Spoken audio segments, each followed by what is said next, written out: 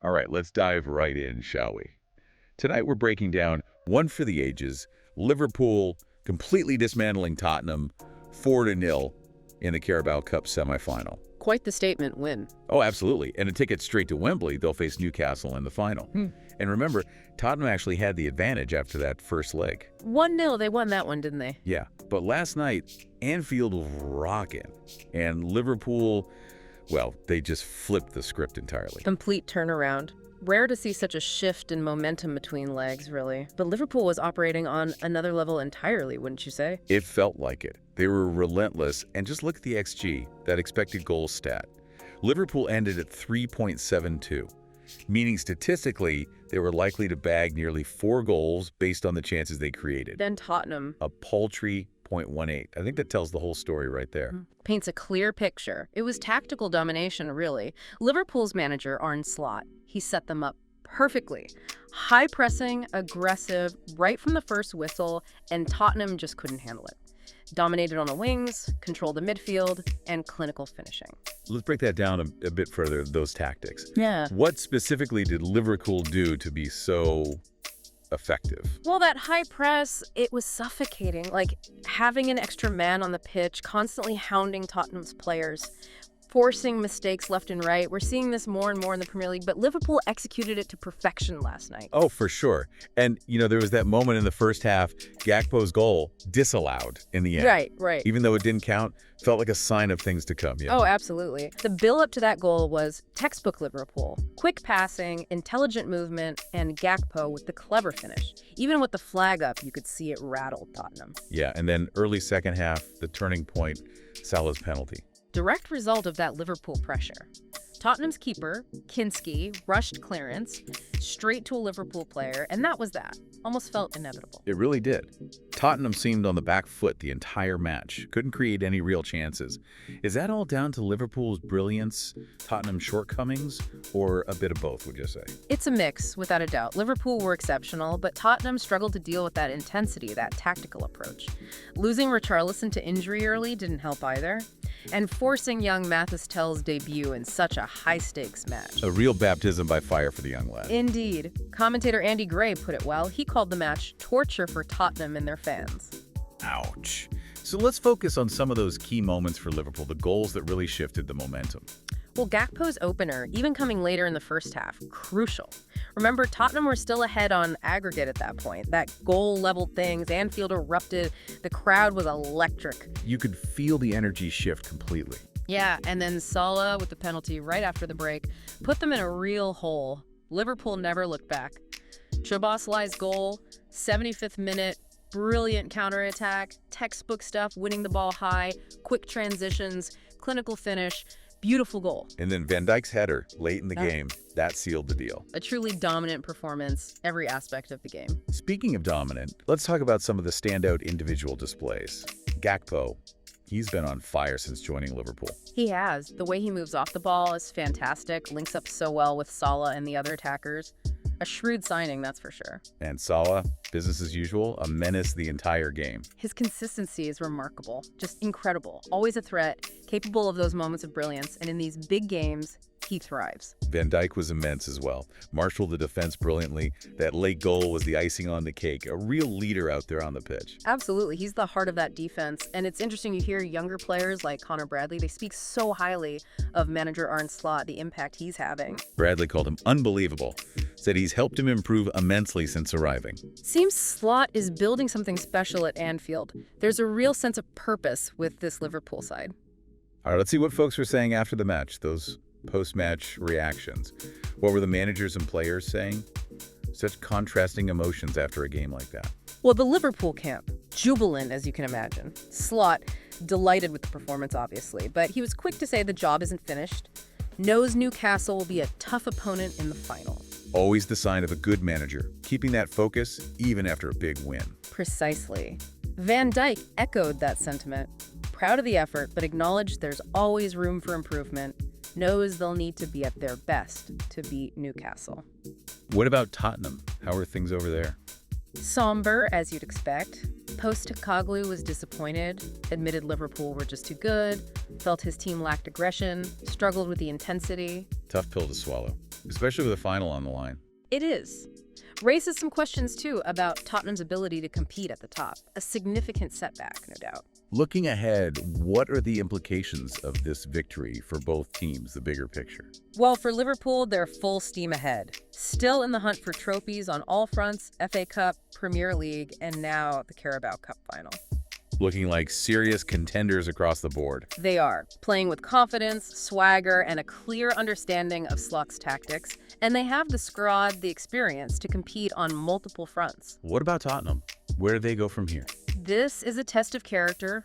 Regroup, refocus, analyze what went wrong, the pressure on Postecoglou. It's going to be intense. He's trying to implement a new style, but clearly it's a work in progress. It is. He needs to find a way to shore up that defense if they're going to have any chance of achieving their goals this season.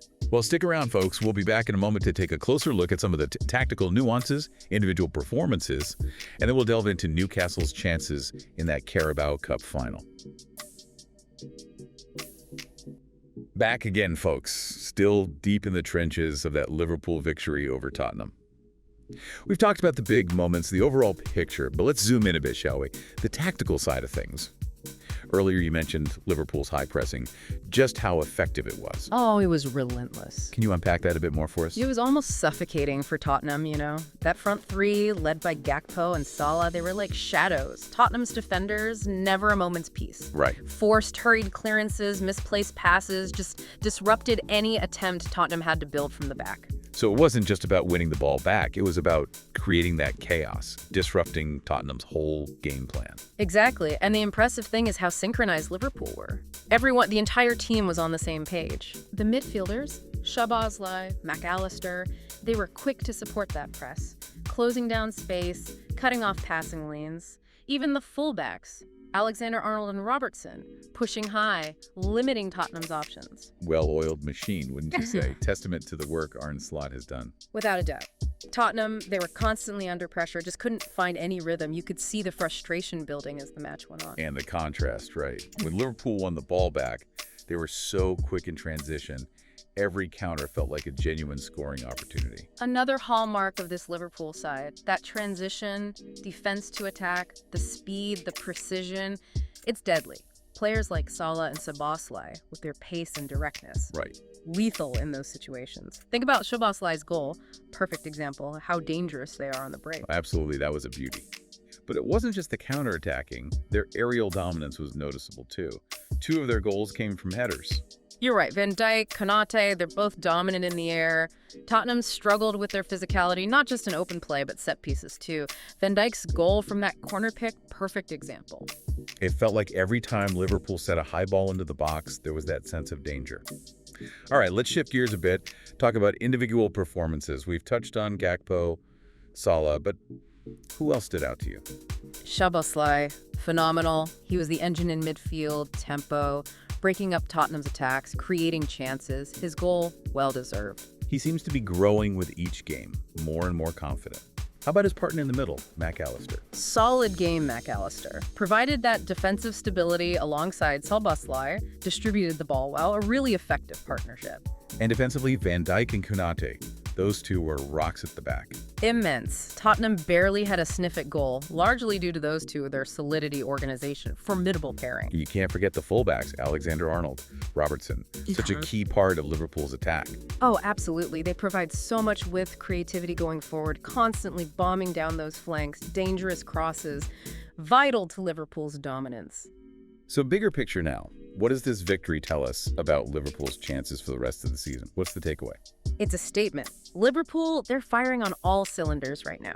Playing with confidence, that tactical identity, hunger for success.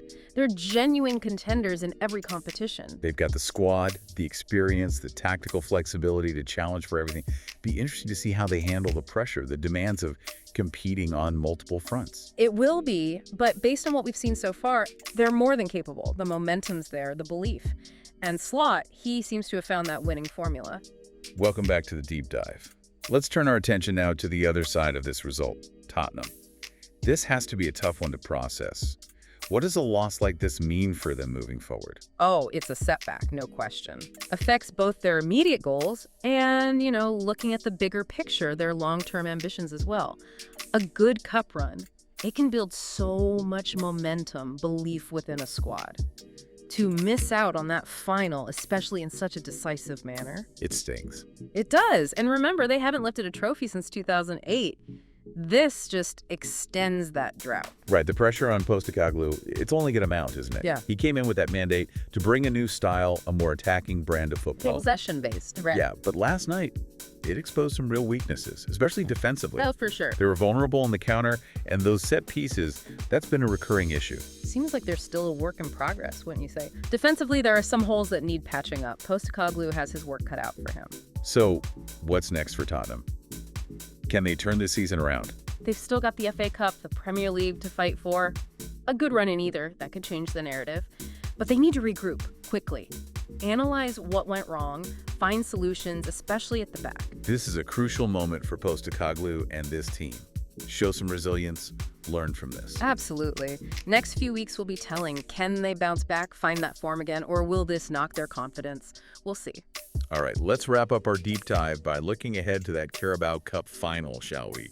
Can Newcastle stop Liverpool from defending their title at Wembley? That's the big question. Oh, it's going to be a good one. Newcastle, they've been a revelation this season. That energy, that swagger, it's taken people by surprise. They've got some firepower up front.